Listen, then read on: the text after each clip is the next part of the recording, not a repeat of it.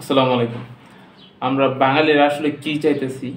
আমরা এটা নিজেরাও জানতেছি না। আসলে এই বিষয়টা যদি একটু বলার চেষ্টা করি তাহলে এরকমভাবে বলতে হয় যে দেখেন ২০২৪ সালের আগস্টের পর থেকে বর্তমানে দেশের পরিস্থিতি সব দিকে বিবেচনা করলে মোটামুটি স্টেবল বলা চলে আরকি। আগের রাজনৈতিক অবস্থাগুলোর সাথে এখন রাজনৈতিক অবস্থাগুলো যদি আমরা একটু পর্যবেক্ষণ করি, একটু মিলানোর চেষ্টা করি তাহলে দেখা যাবে যে মোটামুটি একটা ব্যালেন্স অবস্থায় আছে আরকি। যেহেতু এটা অন্তর্বর্তীকালীন সরকার চলতেছে। কিন্তু এর মধ্যেও আপনার ২-৩ দিন ধরে খুব তোড়জোড় একটা আবেদন চলতেছে যে এই প্রধান উপদেষ্টার পদত্যাগ। আর একটু আগে দেখলাম যে উনি আসলে বলছেন যে উনি পদত্যাগ করবেন না। হ্যাঁ, উনার কথায় যুক্তি আছে। কারণ আমি ওনাকে সাপোর্ট করি। কারণ ডক্টর ইউনূসের মতো একজন লোক যেখানে আছে, উনি এরকমভাবে চিন্তা করবেন যে দেশকে কিভাবে এগিয়ে নিয়ে যাওয়া যায়। তারপর দেশের যে সার্বিক সমস্যাগুলো আছে এগুলোর সমাধানের চেষ্টা করবেন। তারপর মানে যেগুলো আমরা নিজেরা পারতেছি না ওগুলো বৈদেশিক সহায়তায় আমরা সবকিছু সমাধান করার চেষ্টা করব। কিন্তু এর মধ্যে আপনার ২-৩ দিন ধরে খুব তোড়জোড় চলতেছে যে ডক্টর ইউনূসের পদত্যাগ করতে হবে। তো আপনি একটু আপনার বিবেক দিয়ে আপনি একটু চিন্তা করে দেখেন যে উনার পদত্যাগ করা কি আসলে জরুরি? গোটাকয়েক মানুষ কিন্তু এই বিষয়টা চাইতেছে যে উনি পদত্যাগ করুক। আসলে আমরা ১৮ কোটি মানুষ যদি থেকে থাকি, যদি সাপোজ মানে ধরেন যে ১ কোটি মানুষ চাইলো যে ডক্টর ইউনূসের থাকার দরকার নাই, উনার পদত্যাগ করা দরকার, উনার মতো এই অন্তর্বর্তী সরকারের উপদেষ্টা আমাদের দরকার নাই। তাহলে কি বাকি ১৭ কোটি মানুষের সিদ্ধান্তকে আপনি অগ্রাহ্য করলেন না? সিদ্ধান্তকে আপনি অবমাননা করলেন না?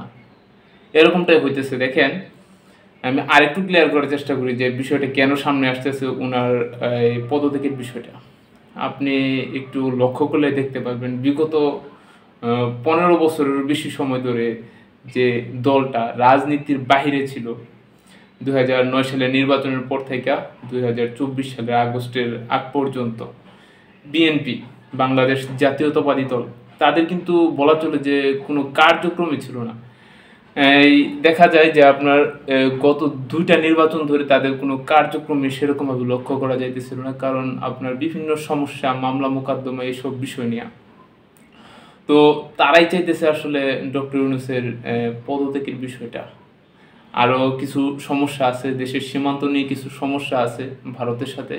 এই বিষয়গুলা আপনার সামনে আসতেছে যে উনাকে মানে এই বিষয়গুলার মানে ধরে মানে বিষয়গুলো উপস্থাপন করে উনাকে মানে পদত্যাগ করতে বলতেছেন কিছু ওই রাজনৈতিক দল।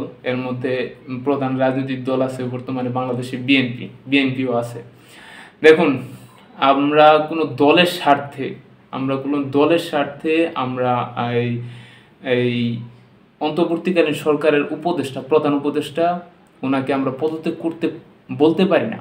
এটা আমি তো প্রথমে উদাহরণ দিয়ে বললাম যে ১ কোটি মানুষের স্বার্থের জন্য আমরা ১৭ কোটি মানুষের সিদ্ধান্তকে আমরা জলাঞ্জলি দিতে পারি না। দেখুন, দেশের পরিস্থিতি কিন্তু খুবই খারাপ অবস্থা হবে যদি আল্লাহ না চায় যে সামনে যদি ডক্টর ইউনূস পদত্যাগ করেন। দেখুন, দেশে হযবরল অবস্থা হয়ে যাবে। এর মধ্যে আপনার যে স্বৈরশাসক গেছে ওরা আবার ফিরবে। চিন্তা করে দেখছেন? তো আমি বলবো যে দেশবাসীকে আমি আমার এই ক্ষুদ্র বার্তাটা পৌঁছাতে চাই যে আসলে দেখেন, আপনি যা সিদ্ধান্ত নিবেন দেশের সচেতন নাগরিক হিসেবে এটা আপনার ভবিষ্যৎকে গড়ে দেবে। এটা আমি আসলে উপলব্ধি করছি একজন সচেতন নাগরিক হিসেবে।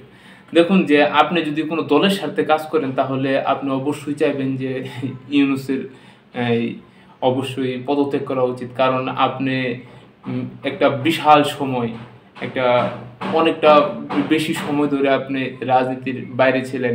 এইজন্যই আপনি এই ডক্টর ইউনূসের মতো অন্তর্বর্তীকালীন সরকারের এত বড় সিদ্ধান্তটাকে মেনে নিতে পারছেন না যে উনারা খুব মানে গুছিয়ে তারপর নির্বাচনটা দিবে।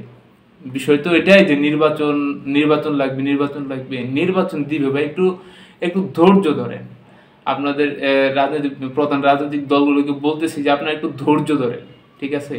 মানে এত হয়রান হওয়ার কিছু নাই। এতদিন অপেক্ষা করতে পারছেন, এত জুলুম অপেক্ষা করতে মানে সহ্য করতে পারছেন। এখন এই কয়েকটা দিন আপনারা ধৈর্য ধরতে পারবেন না? আমি মনে করি যে আপনাদের ধৈর্য ধরা উচিত। আপনারা যদি দেশের জন্য কাজ করতে চান।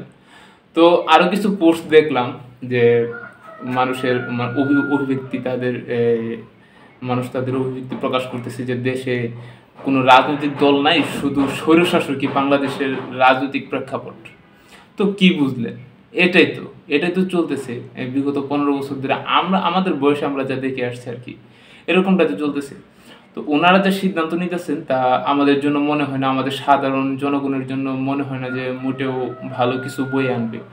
তো আমি দেশের মানুষকে অবশ্যই অনুরোধ করব যে আপনারা বুঝে শুনে সিদ্ধান্ত নেবেন অবশ্যই, যে অন্তর্বর্তীকালীন সরকার এর উপদেষ্টা, প্রধান উপদেষ্টা ডক্টর ইউনূসের কি আসলে পদত্যাগ করা উচিত, নাকি উনি সব বিষয় গুছিয়ে তারপর নির্বাচনের মাধ্যমে একটা দলকে দেশের দায়িত্ব বুঝিয়ে দিয়ে তারপর ওনার অবসরে যাওয়া উচিত।